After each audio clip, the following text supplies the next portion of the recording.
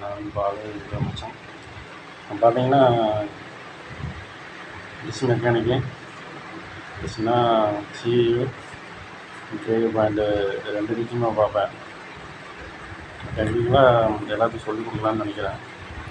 Live போடுறோன்னா subscriber 50 பேர் கேட்குது. Subscriber ரொம்ப கம்மியாக இருக்குது. அதையும் வேண்டாம், ஒரு 50 சப்ஸ்கிரைபர் ஆனால் சொல்லிக் கொடுக்கலாம். அதுவும் இல்லாத நான் பவர் லூம்பு பார்ப்பேன். பவர் லூம் சம்மந்தப்பட்ட மெக்கானிக்கல் சம்மந்தப்பட்டவங்க லைவ் போடுறேன். பார்த்திங்கன்னா இன்னும் 50 சப்ஸ்கிரைபர் கேட்குறாங்க. சப்ஸ்கிரைபர் அதிகமாக இல்லாதனால போட முடியல, டைம் இல்லை. லைவ் போடணும்னா பிரச்சனை இல்லை, வேலை செஞ்சுட்டு அப்படியே லைவ் போட்டுக்கலாம்.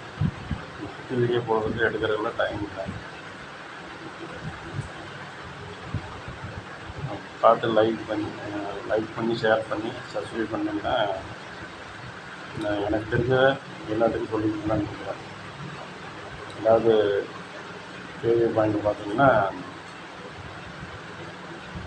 3 சேனல் என்னென்ன வருது நான் பார்க்கணும்னு சன் டைரக்ட், ஏர்டெல், டாடா ஸ்கை, இந்தியாக்கான் இது மட்டும்தான் இருக்குதா இல்லை மற்றதே இருக்குதா அப்படின்னு உங்களுக்கு தெரியாதவங்களுக்கு சொல்லியிருக்கு. தெரிஞ்சவங்களுக்கு பிரச்சனை இல்லை. அதாவது வெளிநாட்டு சேனலில் எடுக்கலாம்.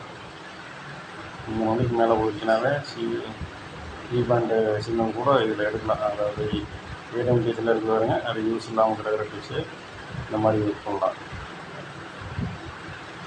தேவை எல்லாரும் தூக்கி எறிட்டாங்க பாருங்க, அதுதான் யூஸ் ஆகும். நீ பைப்பர் மாட்டிட்டாங்களே, ஏர்டெல் பைப்பர் பைப்பர் மாட்டினா அந்த டிஷ்ஷெலாம் தேவைப்படுது. அது கேவி பாயிண்டே தேவைப்படாமல் போகுது. இருந்தாலும்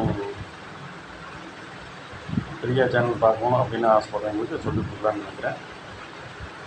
பார்த்து லைக் பண்ணி ஷேர் பண்ணுங்க, சப்ஸ்கிரைப் பண்ணுங்கள். உங்களுக்கு பிடிச்சமான நீங்கள் கேட்குற கமெண்ட்டில் கேட்குற வீடியோலாம் போடுறேன்.